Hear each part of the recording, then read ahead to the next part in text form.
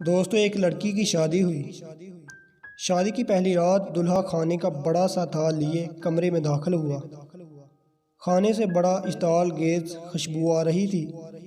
कहने लगा, आओ खाना खाते हैं। बीवी बोली, मैंने देखा है तुम्हारी वालिदा ने भी खाना नहीं खाया, उनको भी बुला लो, फिर मिल कर खाते हैं।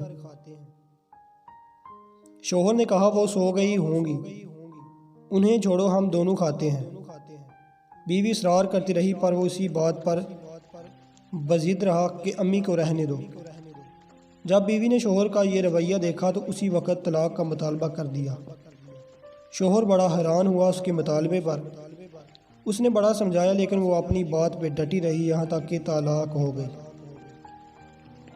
दोनों अलग हो गए। फिर दोनों ने दूसरी शादियाँ कर ली। 30-35 साल गुजर गए। औरत के बेटे हुए और बहुत मोहब्बत करने वाले और माँ का ख्याल रखने वाले थे और बहुत आसूदा हाल थे। उसने इरादा किया कि हज करना चाहिए। उसके दौरान उसके बेटे उसे मलकाह की तरह पेश आ रहे थे और उसके पाँव ज़मीन पर लगने ना देते थे। सहराई सफ़र था। रास्ते में एक आदमी पर नज़र पड़ी जो बहुत बुरी हालत में भूखा प्यासा, बाल खिचड़ी, कपड़े पुराने। उस औरत ने बेटू से कहा कि जाओ देखो कौन मुसाफिर है और उसे उठा लाओ और हाथ मुंह दिलाकर खाना खिलाओ और पानी पिलाओ। चुनाचे बेटे गए और माँ ने जैसा कहा था वैसा किया।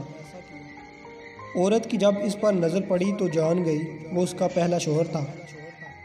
कहने लगी, ये क्या किया वक़्त ने तुम्हारे साथ? बोला, मेरी औलाद ने मेरे साथ भलाई नहीं की। औरत कहने लगी, क्यों करती कि तुमने वालिदैन के साथ बुरा सलूक किया था। मैं उसी दिन जान गई थी कि तुम माँ बाप के हकूक़ अदा नहीं करते, इसलिए मैं डर गई कि कल को मेरे साथ भी ऐसा होगा। ये देखो आज मैं कहाँ हूँ और तुम कहाँ हो। माँ बाप के साथ बुरा सलूक अल्लाह की नाफरमानी है। अगर अपना बुढ़ापा हम शानदार गुजारना चाहते हैं तो वालिदैन के साथ हुस्न सलूक कीजिए, क्योंकि ये ऐसा अमल है जिसका बदला दुनिया में ही होगा, हुआ अच्छा हो या बुरा।